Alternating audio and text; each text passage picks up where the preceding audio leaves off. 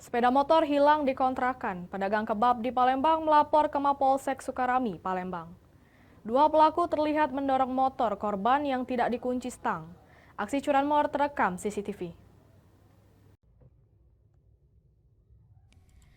Dari rekaman CCTV terlihat dua pelaku mendekati rumah kontrakan sekitar pukul 4 subuh. Pelaku sempat memantau lokasi sekitar sebelum melancarkan aksinya.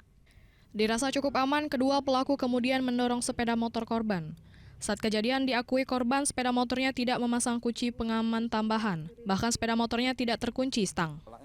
Kejadian pencurian kendaraan bermotor ini terjadi di rumah kontrakan di Jalan Masjid Fisabilillah, Kelurahan Sukajaya, Kecamatan Sukarami, Palembang. Bahkan kejadian pencurian motor tersebut terekam CCTV. Korban menjelaskan pelaku sebenarnya berjumlah 3 orang, 2 beraksi dan 1 lagi memantau di depan jalan. Korban yang kesehariannya sebagai pedagang kebab ini berharap sepeda motornya dapat segera ditemukan. Atas kejadian ini, korban mengalami kerugian sebesar 13 juta rupiah.